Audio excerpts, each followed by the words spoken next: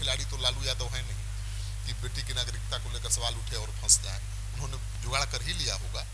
तो दोनों यूथ है, तेजस्वी यादव आरजेडी के, तो उनका भी क्रेज है, उनके समर्थक उनके लिए पागल रहते हैं, दीवाने। इसी तरह से चिराग पासवान के भी जो फॉलोअर हैं, जो समर्थक हैं, वो बहुत मिलिटेंट हैं, बहुत एग्रेसिव हैं, लड़ाकू हैं और अपने नेता की झलक पाने को बेताब रहते हैं। चिराग पासवान का जलवा दिख रहा है और उनको हराना इतना आसान काम नहीं है। तो राजीव प्रताप रूढ़ी की सबसे बड़ी चुनौती है कि रोहिणी आचार्य चुनाव मैदान में है या नहीं।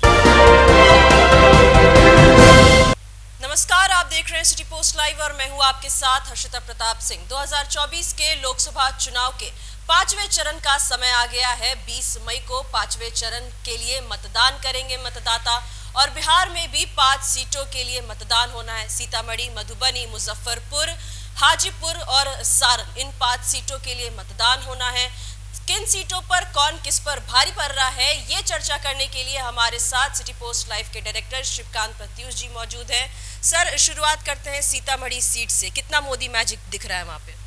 देखिए, सीतामढ़ी सीट पर लड़ाई है, कांटे की है। वहाँ से आरजेडी के अर्जुन राय हैं। तो अर्जुन राय भी बहुत कदावर नेता हैं और लगातार पिछले 2 चुनाव से वहीं हारते रहे हैं। इस बार उम्मीदवार बदल गया है। सुनील कुमार पिंटू थे पहले सांसद जेडीयू के, लेकिन इस बार देवेश चंद्र ठाकुर हैं जो विधान परिषद के सभापति थे। तो लड़ाई कांटे की है और इसमें मोदी फैक्टर कितना काम करता है, इस पर सब कुछ निर्भर करेगा। क्योंकि आपको पता है कि उस इलाके के 2 सीटों से बनिया उम्मीदवारों का टिकट काट दिया गया। सीतामढ़ी से सुनील कुमार पिंटू थे, वो तेली समाज से आते हैं और उनके टिकट काटे जाने से नाराजगी थी बनिया समाज में। और शिवहर से आपको पता ही है कि लवली आनंद लड़ रही है चुनाव जेडीयू के उम्मीदवार के रूप में। वहाँ से बीजेपी के सांसद रामा देवी का टिकट कटा है। तो उसी इलाके के 2 जो बनिया समाज से आने वाले सांसद थे, उनका टिकट कटा है। उसको लेकर नाराजगी थी और चुनौती भी है। लेकिन बनिया समाज उम्मीदवार को देखकर वोट करेगा या पीएम मोदी को देखकर करेगा, ये सबसे बड़ा सवाल है। क्योंकि जो प्रत्याशी हैं वो समझा रहे हैं कि भाई उम्मीदवार भले दूसरी बिरादरी का है, लेकिन देश का प्रधानमंत्री बनिया समाज का है, मतलब आपके समाज का है। गृह मंत्री आपके समाज का है अमित शाह, तो आप उनको आगे बनाए रखने के लिए वोट करिए। तो मुझे लगता है कि सीतामढ़ी की लड़ाई काफ़ी दिलचस्प है। कौन जीतेगा कौन हारेगा अभी पता पाना बड़ा मुश्किल है। हाँ, ये बीजेपी यहाँ से लगातार जीतती रही है और मोदी फैक्टर ग्राउंड लेवल पर काम कर रहा है, इसमें शक की कोई गुंजाइश नहीं है। अब राम मंदिर बनने के बाद सीता माता के मंदिर, भव्य मंदिर बनने का सबको इंतजार है और वहीं सबसे बड़ा चुनावी मुद्दा है, विपक्ष का भी और पक्ष का भी।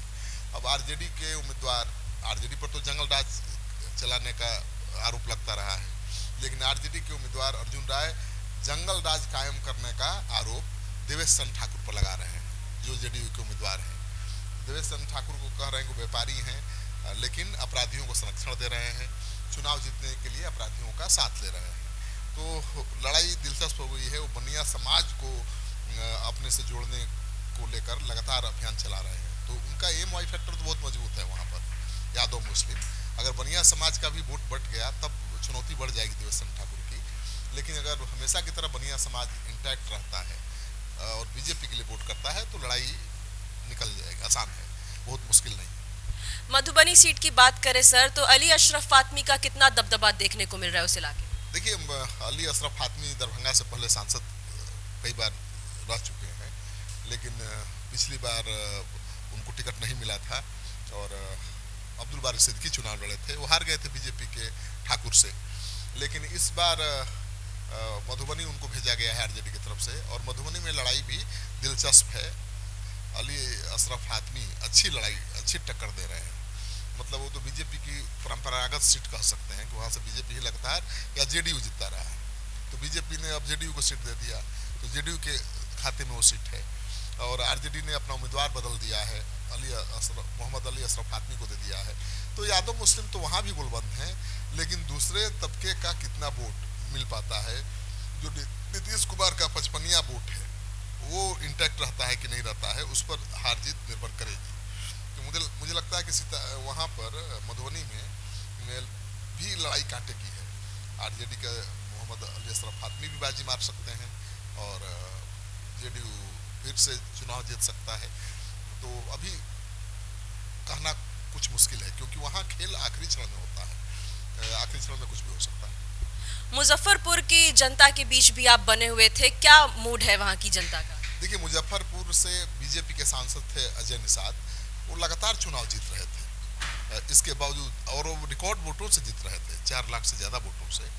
उसके बावजूद उनका टिकट काट दिया गया, और जिस उम्मीदवार को पिछले लोकसभा चुनाव में उन्होंने हराया था उसी को उम्मीदवार बना दिया गया, हालांकि वो भी निषाद समाज का ही उम्मीदवार है। तो वो जनता के बीच नहीं जा पा रहे हैं। जनता के बीच जिस तरह से जाना चाहिए, एग्रेसिव होकर जिस तरह से कैंपेन करना चाहिए, वो नहीं चला पा रहे हैं। और अजय निषाद अपनी प्रतिष्ठा की लड़ाई बना चुके हैं। भाई, हम 4 लाख वोट से जीते, फिर भी हमको बीजेपी ने ये कह के मैदान से बाहर कर दिया कि ये आपका वोट नहीं था, ये पीएम मोदी का वोट था, ऊपर वाले का वोट था। तो उनके दिल पर चोट लगी है कि भाई ये क्या बात हुई। ठीक है, पीएम मोदी के नाम पर तो सब जीतते हैं, लेकिन कैंडिडेट जो 3 बार से लगातार जीत रहा है उसका भी अपना कुछ होता है आधार। तो कांग्रेस पार्टी ने उनको अपना उम्मीदवार बना दिया है, तो कांटे की टक्कर हो गई है, बहुत कड़ा मुकाबला है। लेकिन मैंने वही कहा कि निषाद वोट अगर बटेगा ही, क्योंकि अजय निषाद कांग्रेस के उम्मीदवार हैं और बीजेपी का उम्मीदवार भी निषाद समाज से ही आता है। मुकेश सहनी है अभी महागठबंधन के साथ, अगर मुकेश सहनी मल्लाहों को गुलबंद करने में कामयाब रहे महागठबंधन के पक्ष में, तब तो कांग्रेस जीत जाएगी मुजफ्फरपुर की सीट पर, ये जान लीजिए। वहाँ ठीक है, भूमिहारों की भी अच्छी खासी संख्या है, लेकिन मल्लाहों की सबसे ज़्यादा संख्या है, और वहाँ से मल्लाह ही सांसद रहे हैं लगातार। अब कैप्टन जयेंद्र राम निषाद, उन्हीं के पुत्र हैं अजय निषाद, तो निषाद जी का तो हमेशा कब्जा रहा इस सीट पर। फिर अजय निषाद यहाँ लगातार जीतते रहे, लेकिन बीजेपी ने क्यों उनको बदल दिया? हो सकता है कि बीजेपी को लग रहा होगा कि लगातार जीत रहे हैं तो एंटी इनकम्बेंसी फैक्टर ज़्यादा होगा।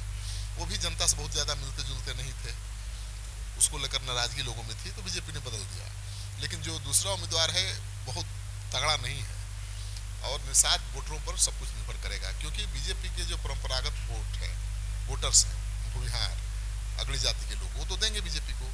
लेकिन निषाद वोट अगर पूरी तरह से महागठबंधन के पक्ष में गुलबंद हो गया मुकेश सहनी की वजह से या अजय निषाद की वजह से, तो खेला हो जाएगा। बात करें सर, हाजीपुर सीट की बड़ी हॉट सीट है, तो शिवचंद्र राम चुनावी मैदान में है, तो उनके सामने चिराग पासवान क्या अपनी पिता की प्रतिष्ठा रख पाएंगे? देखिए, चिराग पासवान तो आप देख ही रहे कि अपने क्षेत्र में उन्होंने कम प्रचार किया है, वो पूरे एनडीए गठबंधन के लिए प्रचार करते रहे हैं और सबकी पहली पसंद है, क्योंकि चिराग पासवान ही एक ऐसे बिहार के दलित नेता हैं जिनके कहने पर पूरा वोट ट्रांसफर होता है पासवान का।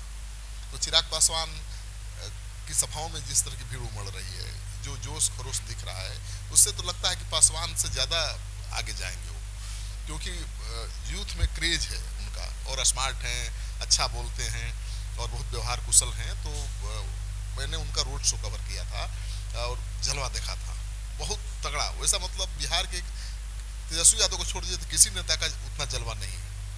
तो दोनों यूथ हैं, तेजस्वी यादव आरजेडी के, तो उनका भी क्रेज है, उनके समर्थक उनके लिए पागल रहते हैं, दीवाने हैं उनकी एक झलक पाने के लिए बेताब रहते हैं और कुछ भी कर गुजरते हैं। उसी तरह से चिराग पासवान के भी जो फॉलोअर हैं, जो समर्थक हैं, वो बहुत मिलिटेंट हैं, बहुत एग्रेसिव हैं, लड़ाकू हैं, और अपने नेता की झलक पाने को बेताब रहते हैं।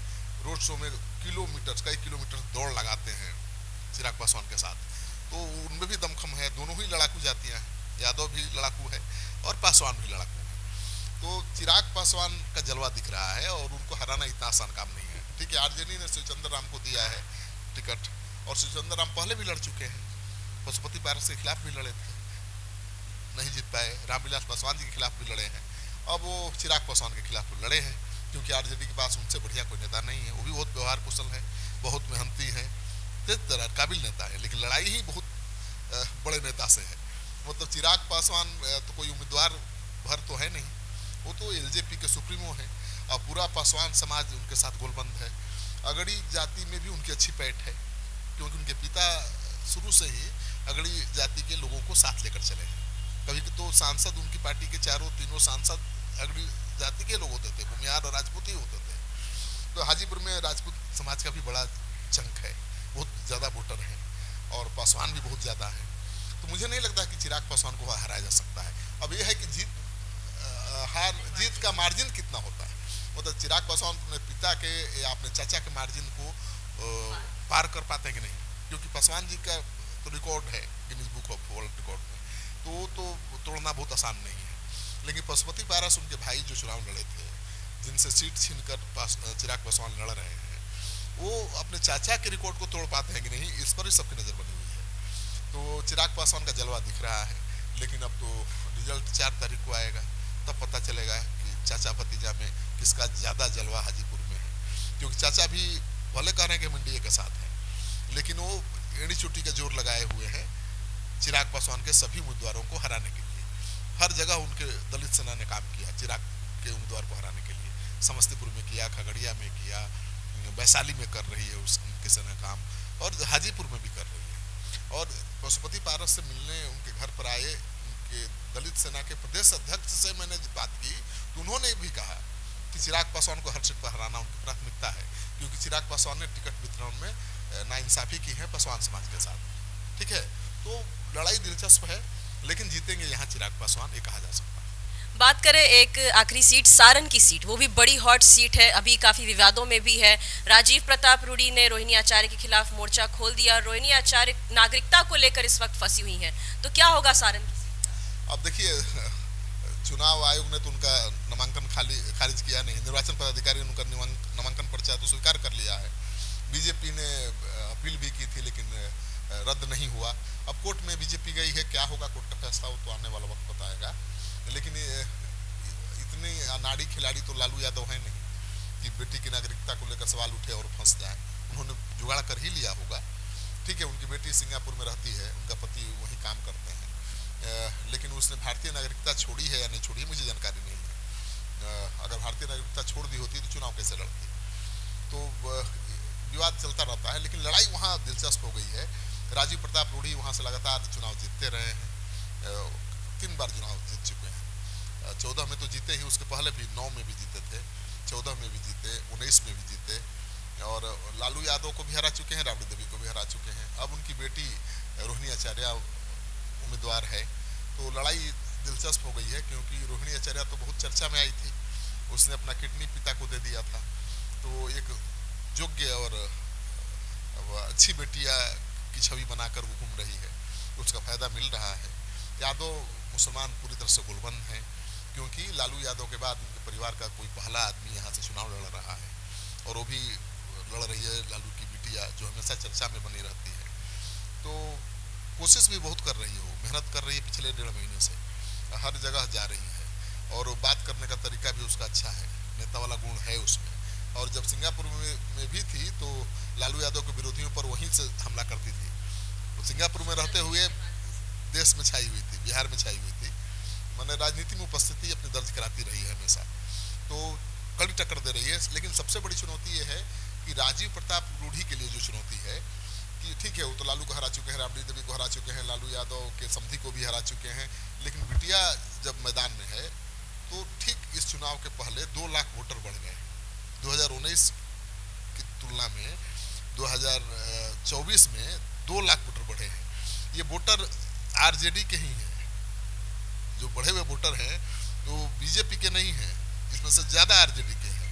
तो 2 लाख में 1 लाख वोट तो पड़ेगा, क्योंकि यादव तो बहुत अग्रेसिव होकर वोट डालते हैं। अगर 2 लाख में 1 लाख वोट बढ़ गया तो मुश्किल बढ़ जाएगी, राजीव प्रताप रूडी का मार्जिन भी घट सकता है और चुनाव में वो हार भी सकते हैं। लेकिन अभी ये नहीं कहा जा सकता कि वो चुनाव हार जाएंगे, क्योंकि राजीव प्रताप रूडी भी मजबूत उम्मीदवार हैं और तरीके से चुनाव लड़ते हैं, वो बहुत कायदे से। तो राजीव प्रताप रूडी की सबसे बड़ी चुनौती है कि रोहिणी आचार्य चुनाव मैदान में है, यानी लालू यादव के परिवार का कोई सदस्य चुनाव मैदान में है, काफ़ी पॉपुलर है, हमेशा से राजनीति में दखल देती रही है। और इस बार के चुनाव में सबसे खास बात यह है कि 2 लाख वोटर बढ़ गए हैं, नए वोटर जुड़ गए हैं। और ये बीजेपी के लोगों का भी मानना है कि नए वोटर बीजेपी के नहीं हैं, ज़्यादातर वो महागठबंधन के वोटर हैं। तो ये चुनौती बनेंगे। 2 लाख में 50% भी पोल होगा, 50 तो मिनिमम होता है, वो 60 और 75-70 तक भी जा सकता है, तो 1.25 लाख पोल तो हो जाएगा। ऐसे में राजीव प्रताप रूडी की चुनौती बढ़ेगी, क्योंकि पिछला चुनाव राजीव प्रताप रूडी 1,40,000 वोटों से जीते थे, और 1.25 लाख वोटर अगर वोट नया पड़ गया महागठबंधन के पक्ष में तो चुनौती बढ़ जाएगी, बहुत नेक टू नेक फाइट हो जाएगी ना। तो इस बार छपरा में नेक टू नेक फाइट है, मतलब मार्जिन जो था पहले 1,40,000 का, वो इस बार 30-40 हज़ार का भी हो सकता है या कुछ भी हो सकता है, क्योंकि रोहिणी आचार्य जोर लगाए हुए है। इस बार यादव और मुसलमान बहुत गोलबंद हैं। पहले तो लोकसभा में यादव भी बीजेपी के लिए वोट करते रहे हैं, इस बार भी करेंगे, 5-10% करेंगे, लेकिन पहले से कम करेंगे, क्योंकि इस बार लालू यादव की बेटियां वहां से मैदान में है, बहुत चर्चा में है। तो मुझे लगता है कि इस बार लड़ाई बहुत मुश्किल होने वाली है सारण की। लेकिन कौन जीतेगा कौन हारेगा ये बता पाना बड़ा मुश्किल है, क्योंकि राजीव प्रताप रूढ़ी भी बहुत सिस्टमेटिक तरीके से चुनाव लड़ते हैं। वो ज़्यादा गली और सड़क की खाक नहीं छानते हैं, वो ज़्यादा घूमते नहीं हैं, क्योंकि तो लगातार क्षेत्र में रहते ही हैं। उन्होंने बहुत बड़ा काम भी करवाया अपने क्षेत्र में अपने प्रभाव का इस्तेमाल करके, और वो पढ़े लिखे हैं, पायलट हैं। वो संगठन पर ज़्यादा जोर देते हैं। पार्टी का जो संगठन है बीजेपी का बहुत मजबूत है, और उसका कैसे इस्तेमाल करना है वो जानते हैं। तो संगठन के जरिए वो चुनाव लड़ रहे हैं, और पूरे संगठन को चुनाव कार्य से जोड़ दिया है, और उसका बेहतर इस्तेमाल कर रहे हैं। वही उनको चुनाव जिता सकता है। अगर संगठन काम ना ठीक से करे, जैसे आरजेडी में कोई ऐसा संगठन नहीं है जैसा बीजेपी में है, तो अगर संगठन काम ना करे या केवल सीधी लड़ाई हो आरजेडी और बीजेपी की, तो वो हार जाएंगे। लेकिन वहाँ बीजेपी का मजबूत संगठन है, हर जगह है, लेकिन हर उम्मीदवार इस्तेमाल नहीं कर पाता उसका ठीक से। वो बहुत ठीक से इस्तेमाल करते हैं। संगठन थोड़ा गड़बड़ी भी करना चाहे तो नकेल कसना जानते हैं, वो कान पकड़ना जानते हैं, और अच्छा काम कैसे लेना है वो भी जानते हैं। मैंने देखा कि लगातार वो संगठन के साथ बैठक करते रहे हैं, और उसी के बल पर वो चुनाव जीतने का दावा कर सकते हैं। वैसे लड़ाई बहुत मुश्किल है छपरा की। आप सुन रहे थे हमारे डायरेक्टर श्रीकांत प्रत्युष जी को। लगातार जनता के बीच में मौजूद हैं और बताते नजर आ रहे थे कि आने वाली जो मतदान होने हैं 20 तारीख को, उनके 5 सीटों पर बिहार में कौन किस पर भारी पड़ सकता है। हालांकि क्या परिणाम आने हैं इसके लिए 4 जून तक का इंतजार हम सभी को है। फिलहाल इस खबर में इतना ही। आप आगे की खबरों के लिए देखते रहिए सिटी पोस्ट लाइव। धन्यवाद।